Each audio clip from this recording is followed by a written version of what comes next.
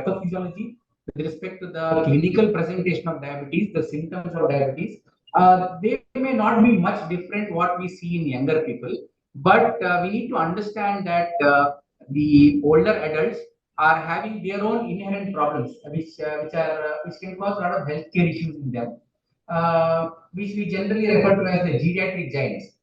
While there are quite a lot of geriatric giants, the ones which are relevant to this context of discussion is the issues with their mobility, immobility, and their intellectual issues, their difficulty in recalling things, immobility, then the challenges they have with urinary incontinence.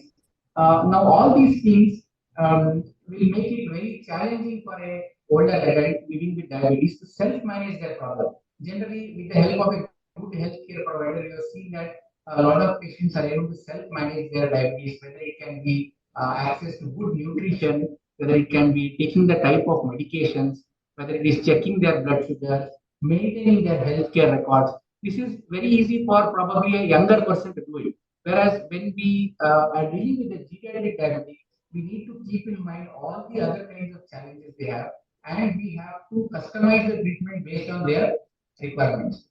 Now, different governing bodies and the bodies which come up with guidelines for treating diabetes, they have come up with individualized guidelines for the elderly. Generally, we try to keep the HbA1c target in younger adults somewhere 6.5 or lesser than that. But in elderly diabetics, the assessment of the patient has to be much frequent because the glycemic targets or the blood sugar targets, now these keep varying based on the life expectancy and the functionality level of the individual. For somebody, say, who has got a life expectancy of more than 10 years and he's not very much dependent, he's able to do all his activities, the HbA1c target is kept somewhere around 7.5. And for somebody who is having a life expectancy of 5 to 10 years and has got minimal disabilities, then the HbA1c target gets shifted to around 8 to 8.5. Somebody who has got a life expectancy of less than 5 years and has got a lot of physical disability, is not really mobile. So in those cases, again, the HbA1c targets are relaxed to above 8.5 also.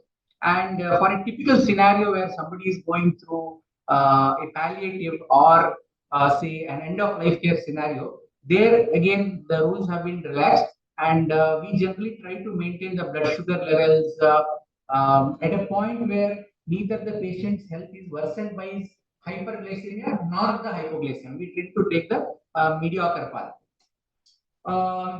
While it comes to the nutrition, again, the common principles of nutrition for the elderly remain the same what is there for the younger diabetics. Like, say, out of the total caloric intake per day, we try to maintain the caloric intake through carbohydrates between 50 to 60% of calories through carbohydrates. Here we try to add more of complex carbohydrates, and we add a lot of dietary fiber. From protein, we try to give them around 50 to 20% of their calories, and from fats again 25 to 30%, making sure that it is low in trans fat and saturated fat.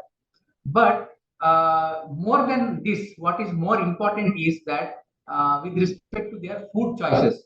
Now we know that as one ages, they have got problem with their dentition, they have got difficulty in chewing, they have got difficulty in appreciating taste, they may have digestive issues, and all these things. So again, keeping in mind these goals, the diet has to be customized for these elderly patients.